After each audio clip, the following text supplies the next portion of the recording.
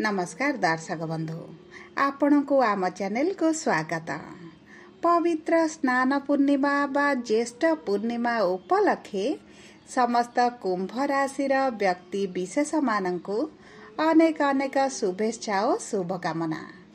आपणकर जदि कुंभ राशि होइथाए तेबे एही भिडियोटी को थरे मात्र शेष पर्यंत देखंतु एवं निजर व्यस्त बहुल समय मध्यरु मात्र 10 मिनिट समय आपण निज पाई दियंतु काहेकि ना आमर आजिर एही कार्यक्रमटी समस्त कुंभ राशिर व्यक्ति विशेषंक पाई बहुत गुरुत्वपूर्ण रहिछि। काहेकि गुरुत्वपूर्ण रहिछि आपण भिडियोटी शेष पर्यंत देखिले निश्चित भावरे जानि परिबे।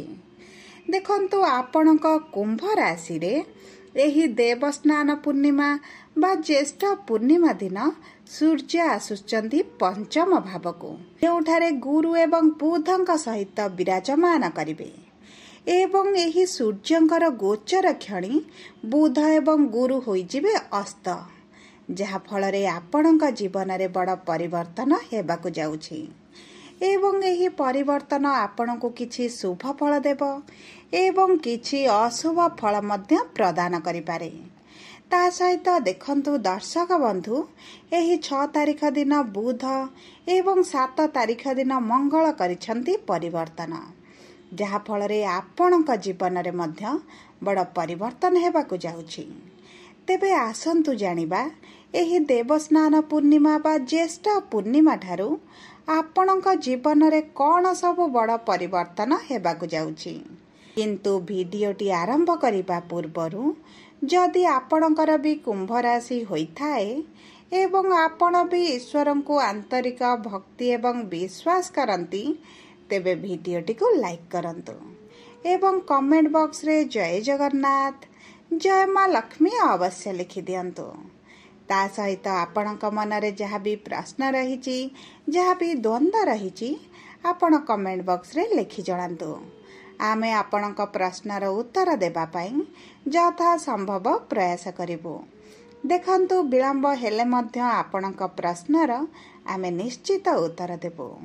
ता सहित दर्शक बंधु आम सह जोगाजोग करिबा पाई भिडियोर मध्य भागरे एक व्हाट्सएप नंबर टिए दिया जाइछि जो नंबर साहाय्य रे आपण आम सह जोगाजोग करी निजर नूतन कुंडली प्रस्तुत करि परिबे किंबा आपणक कुंडली को विश्लेषण कराई परिबे। ता सहित आपणक प्रेम संपर्क विवाह चाकरी व्यवसाय को नहीं जदि किछि समस्या रहिछि ताहार समाधान मध्य करि परिबे। ता सहित आपणक विवाह पई कुंडली मेलक मध्य कराई परिबे। तेबे आम सह भिडियोर शेष पर्यंत जोड़ी होई रुहंतु एवं व्हाट्सएप नंबर माध्यम रे आम सह जोगाजोग करंतु। एबे चालंतु कार्यक्रमटी को आगको बढ़ाइबा एवं एही सूर्यंकर गोचर एवं बुध गुरुंकर अस्त हेबाटी आपणक जीवन रे किभଳି प्रभाव पकाउछि सेही विषय रे जानिबा। किंतु ता पूर्वरु जानिबा आपणक कुंभ राशि रे नवग्रहंकर स्थितिटी किभଳି रहइबा। देखंतु आपणक प्रथम गृह रे राहु द्वितीय गृह रे शनि तृतीय गृह रे शुक्र चतुर्थ गृह रे सूर्य एवं बुध पंचम गृह रे देवगुरु बृहस्पति षष्ठ गृह रे मंगल एवं सप्तम गृह रे केतु विराजमान करिसंती जहा फलरे सेही गृह गुड़िकरे सेमानंकर प्रभाव अधिक रहिबो। तेबे सर्वप्रथमे आसंतु जानिबा आपणकर स्वास्थ्यटी किभଳି प्रभावित हेबाकु जाउछि। देखंतु आपणकर प्रथम गृह रे राहु विराजमान करिसंती एवं षष्ठ गृह रे मंगल विराजमान करिथिले किंतु मंगल आपणकर सप्तम गृह को गोचर करिसंती जहा फलरे आपणकर शारीरिक स्वास्थ्य अपेक्षा मानसिक स्वास्थ्यटी अधिक प्रभावित हेबो। आपण बहुत चिंतित रही पारंती आपणक मन रे बहुत गुड़िए कथा को नहीं चिंता वृद्धि होई पारे आपण द्वंद्व रे रही पारंती आपणकर मानसिक स्तर रे अशांति मध्य अनुभव करि पारंती जहा फलरे आपणकर स्वास्थ्य रे मध्य किछिटा परिवर्तन होई पारे। आपणकर ब्लड रिलेटेड समस्याटी वृद्धि होई पारे। आपणकर डायबिटीज हेउ कोलेस्ट्रॉल हेउ बीपी हेउ जहाँ भी ब्लड रिलेटेड समस्या आपणकर पूर्वरु थिला ताहा बढ़िबार बहुत अधिक संभावना अछि। जदि आपणकर एही बळी किछि समस्या नथिला तेबे बाहरिबार मध्य बहुत अधिक संभावनाटी रहिछि। किंतु देखंतु आपणक पेटरे जदि किछि समस्या रहितिला सेथिरु आपणको आराम मिलिबो। आपणकर जेकोनोसी गंभीर समस्या रो आपणको मुक्ति मिलिबो। किंतु जेहेतु मंगल आपणकर षष्ठ गृह को त्याग करूछंती आपणकर रोग प्रतिरोधक शक्ति टी कमी पारे जहा फଳରେ ऋतुकालीन रोगर आपण शिकार होई पारंती। आपणको थंडा जर काश किंबा झाड़ा भली समस्या मध्य देखा दे पारे। सेति प्रति आपण टिके दृष्टि दियंतु। आपणको खाद्य पानीय बहुत अधिक जत्न नियंतु। जदि आमे आपणकर प्रेम संपर्क शिक्षा एवं संतानर जोग को देखिबा तेबे आपणक पंचम गृह रे देवगुरु बृहस्पति विराजमान होइछंती जहा फଳରେ आपणक प्रेम संपर्क पई बहुत भल समय रहिछि। ता सहित बुध एवं सूर्य मध्य आपणकर पंचम गृह को गोचर करूछंती एवं देखिबे एही पूर्णिमा परठारु आपणक संपर्क रे थिबा दूरताटी कमी जिवो जहा द्वारा आपणक मन रे आपण खुशी अनुभव करिवे। प्रेम संपर्क रे निकटतरता बढ़िबार बहुत अधिक संभावना अछि। आपणक प्रियजनक सहित आपण सुखद समय अतिबाहित करिवे। ता सहित देखंतु आपण कौनसी एक मनोरंजन कार्यक्रम रे जोग देई पारंती, कौनसी एक पर्यटन स्थान को बुलिबा को जाई पारंती किंबा आपण एकत्र समय अतिबाहित करि पारंती। आपणक प्रेम संपर्क रे मधुरता बढ़िबा सहित आपण को कौनसी एक उपहार मध्य मिली पारे जहा फଳରେ आपणक मन रे आपण खुशी अनुभव करिवे। एवं देखंतु आपणक प्रेम संपर्क को विवाहर रूप देबा पई जदि आपण चाहुछंती एहा मध्य आपणक पई बहुत भल समय रहिछि। कारण गुरु आपणक प्रेमर गृह रे बा पंचम गृह रे विराजमान अछंती। सेति पई आपण जदि प्रेम संपर्क को विवाहर रूप देबा को चाहुछंती तेबे आपण देई पारन तेबे आपणक पई भल रहिबो। जदि आमे आपणकर शिक्षा को देखिबा तेबे शिक्षा पाई बा विद्यार्थी मानक पाई सबुठारु भल समय आसुछि। कारण सूर्य गुरु एवं बुध आपणकर शिक्षार गृह रे रहिबे। आपणक शिक्षा क्षेत्र रे उन्नति करिबा पई सुवर्ण सुजोग आपणको मिलेछि। दीर्घ 12 वर्ष परे गुरु एवं बुध आपणकर विद्यार गृह रे विराजमान करिसंती एवं एकत्र रहिसंती। एही समय रे आपण जदि शिक्षा संबंधित जहाँ भी बड़ निष्पत्ति नेबे आपण सेथिरे कृतकार्य हेबे। आपण जदि किछि कॉम्पिटिटिव एग्जाम देउछंती, इंटरव्यू देउछंती, एंट्रांस देउछंती तेबे आपणक पई बहुत भल समय रहिछि। आपण सेथिरे सफलता पाइबे। ता सहित देखंतु जे माने गवर्नमेंट जॉब पई प्रिपरेशन करूछंती सेमानक पई मध्य भल समय आसीछि। आपणक गवर्नमेंट चाकरी हेबार मध्य बहुत अधिक संभावना अछि।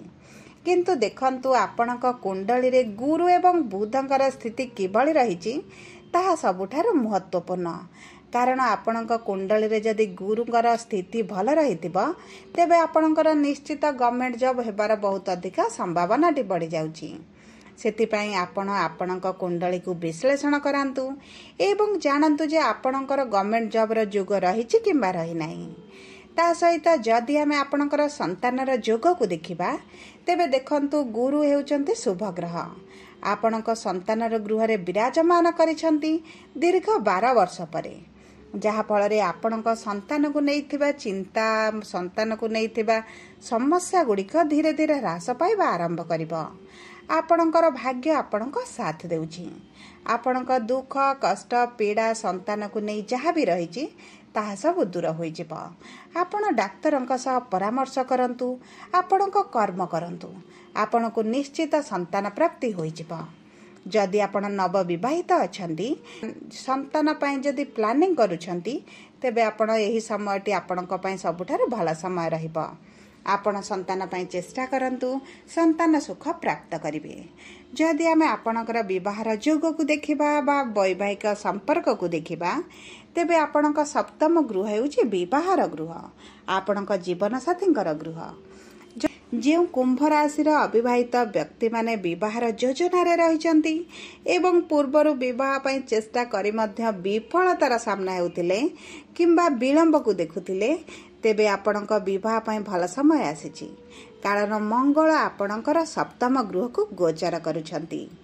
ଏହି ସମୟ ମଧ୍ୟରେ ଆପଣଙ୍କ ବିବାହ ହେବାର ବହୁତ ଅଧିକ ସମ୍ଭାବନା ଅଛି। ଯଦି ଆମେ ବୈବାହିକ ସମ୍ପର୍କକୁ ଦେଖିବା, ତେବେ ଦେଖନ୍ତୁ ବୈବାହିକ ସମ୍ପର୍କରେ ଆପଣଙ୍କର ନିକଟତରତା ବଢ଼ିବ। ପୂର୍ବରୁ ଆପଣଙ୍କ ସମ୍ପର୍କରେ ଯଦି ଛୋଟ ଛୋଟ କଥାକୁ ନେଇ ମନମାଳିନ, ମତଭେଦ, ମତାନ୍ତର ଥିଲା, ତାହା ଦୂର ହୋଇଯିବ। ଆପଣଙ୍କ ଦାମ୍ପତ୍ୟ ଜୀବନରେ ଆପଣଙ୍କ ସାଥୀଙ୍କ ଠାରୁ ଆପଣଙ୍କ ପ୍ରତି ପ୍ରେମର ଭାବନା ବୃଦ୍ଧି ଘଟିବ। ଦେଖନ୍ତୁ, ଏହି ସମୟ ମଧ୍ୟରେ ଆପଣଙ୍କ ପରିବାରରେ କିଛି ଏଭଳି ଘଟଣା ଘଟିପାରେ ଯାହାଫଳରେ ଆପଣଙ୍କ ପରିବାର ସଦସ୍ୟଙ୍କର ଆପଣଙ୍କ ପ୍ରତି ଅପାର ସମ୍ମାନଟି ବୃଦ୍ଧି ପାଇବ। ବିଶେଷ ଭାବରେ ଆପଣଙ୍କ ଜୀବନ ସାଥୀଙ୍କର ଆପଣଙ୍କ ପ୍ରତି ସମ୍ମାନ ବଢ଼ିଯିବ। ଆପଣଙ୍କ ବୈବାହିକ ସମ୍ପର୍କରେ ପ୍ରେମ ଏବଂ ରୋମାନ୍ସର ବୃଦ୍ଧି ଘଟିବ। କୌଣସି ଏକ ସ୍ଥାନକୁ ବୁଲିବାକୁ ଯାଇପାରନ୍ତି ଏବଂ ଦେଖନ୍ତୁ, ଏକତ୍ର ସମୟ ଅତିବାହିତ କରିବାର ବହୁତ ଭଲ ସମୟ ମଧ୍ୟ ରହିଛି। ଯଦି ଆମେ ଆପଣଙ୍କର କର୍ମକ୍ଷେତ୍ରକୁ ଦେଖିବା, ତେବେ କର୍ମର ଗୃହର ସ୍ୱାମୀ ହେଉଛନ୍ତି ମଙ୍ଗଳ, ଯିଏ ଆପଣଙ୍କର କେନ୍ଦ୍ରକୁ ଗୋଚର କରୁଛନ୍ତି ଏବଂ ଆପଣଙ୍କର ଦଶମ ଗୃହକୁ ପ୍ରଭାବିତ କରିବାକୁ ଯାଉଛନ୍ତି, ଯାହାଫଳରେ ଆପଣଙ୍କ କର୍ମକ୍ଷେତ୍ରରେ ଥିବା ଅସୁବିଧା ଗୁଡ଼ିକ ଦୂର ହୋଇଯିବ। ଆପଣଙ୍କର ପୂର୍ବରୁ ଯାହା ବି ସମସ୍ୟା ଚାଲିଥିଲା, ଯେଉଁ କାର୍ଯ୍ୟଟି ଅସମ୍ପୂର୍ଣ୍ଣ ରହିଥିଲା, ସେହି କାର୍ଯ୍ୟଟି ସମ୍ପନ୍ନ ହୋଇଯିବ। ଆପଣଙ୍କ ମନପସନ୍ଦର ସ୍ଥାନକୁ ଟ୍ରାନ୍ସଫର ହେବାର ମଧ୍ୟ ଯୋଗ ଦେଖାଉଛି। ତା ସହିତ ଆପଣଙ୍କ ଉଚ୍ଚ ଅଧିକାରୀଙ୍କ ସହିତ ଆପଣଙ୍କ ସମ୍ପର୍କରେ ଘନିଷ୍ଠତା ବଢ଼ିବ, ଯାହାଫଳରେ ଚାକିରିରେ ପଦୋନ୍ନତି ହୋଇପାରେ, ଆପଣଙ୍କ ଦରମା ବୃଦ୍ଧି ହୋଇପାରେ କିମ୍ବା ଦେଖନ୍ତୁ ଯେକୌଣସି ଏକ ଶୁଭ ପରିବର୍ତ୍ତନ ଆପଣଙ୍କ କର୍ମକ୍ଷେତ୍ରରେ ଆପଣ ଦେଖିବେ। ଯଦି ଆମେ ଆପଣଙ୍କର ବ୍ୟବସାୟକୁ ଦେଖିବା, ତେବେ ଆପଣଙ୍କ ଲାଭଟି ବଢ଼ିଯିବ। ଆପଣଙ୍କ ପରିଶ୍ରମ ଅନୁପାତରେ ଧନ ଆମଦାନୀଟି ବୃଦ୍ଧି ଘଟିବ। ଏବେ ଯେଉଁ ଖରାପ ପରିସ୍ଥିତିଟି ଚାଲିଛି, ଯେଉଁ ଲୋନ୍ରେ ଅଛନ୍ତି, ସେଥିରେ ସୁଧାର ଆସିବ। ଆପଣଙ୍କ ବ୍ୟବସାୟରେ ଆୟ ବଢ଼ିବା ସହିତ ଆୟର ନୂତନ ସ୍ରୋତ ଆପଣଙ୍କୁ ମିଳିଯିବ। ଆପଣଙ୍କ ସହକର୍ମୀଙ୍କ ଠାରୁ ଆପଣଙ୍କୁ ସହଯୋଗ ମିଳିବ ଏବଂ ଆପଣଙ୍କୁ ହଠାତ୍ ଲାଭ ମଧ୍ୟ ମିଳିପାରେ। ମୋଟାମୋଟି ଭାବେ ଦେଖିବାକୁ ଗଲେ ଆପଣଙ୍କ କର୍ମକ୍ଷେତ୍ର ପାଇଁ ଭଲ ରହିଛି। କିନ୍ତୁ ଅଶୁଭତ୍ୱକୁ ଦୂର କରିବା ପାଇଁ ଆପଣ ପ୍ରଭୁ ଶନିଙ୍କର ବୀଜ ମନ୍ତ୍ର ପ୍ରତିଦିନ 108 ଥର ଜପ କରନ୍ତୁ ଏବଂ କଳା କୁକୁରଙ୍କୁ କିଛି ଖାଦ୍ୟ ଦିଅନ୍ତୁ। କାଉଙ୍କୁ କିଛି ମଧ୍ୟ ଖାଦ୍ୟ ପ୍ରଦାନ କରନ୍ତୁ। ତା ସହିତ ଆପଣ ହନୁମାନ ଚାଳିଶା ପ୍ରତିଦିନ ପାଠ କରିବା ଆରମ୍ଭ କରନ୍ତୁ। ଆପଣଙ୍କୁ ଶୁଭ ଫଳ ପ୍ରଦାନ କରିବ। ଯଦି ଆପଣଙ୍କର କୁମ୍ଭ ରାଶି ହୋଇଥାଏ, ଭିଡ଼ିଓଟି କିଭଳି ଲାଗିଲା କମେଣ୍ଟ ବକ୍ସରେ ଲେଖି ଜଣାନ୍ତୁ। ଯଦି ଆପଣଙ୍କ ପ୍ରିୟଜନଙ୍କର କୁମ୍ଭ ରାଶି ହୋଇଥାଏ, ଭିଡ଼ିଓଟି ତାଙ୍କ ସହ ସେୟାର କରନ୍ତୁ। ଯଦି ପ୍ରଥମ ଥର ଆମ ଚ୍ୟାନେଲକୁ ଆସିଛନ୍ତି, ଚ୍ୟାନେଲଟିକୁ ସବସ୍କ୍ରାଇବ୍ କରନ୍ତୁ। ଯଦି ଆମ ସହ ଯୋଗାଯୋଗ କରିବା ପାଇଁ ଚାହୁଁଛନ୍ତି, ତେବେ ଭିଡ଼ିଓରେ ଦିଆଯାଇଥିବା ହ୍ୱାଟ୍ସଆପ୍ ନମ୍ବର ମାଧ୍ୟମରେ ଆମ ସହ ଯୋଗାଯୋଗ କରନ୍ତୁ। ଧନ୍ୟବାଦ।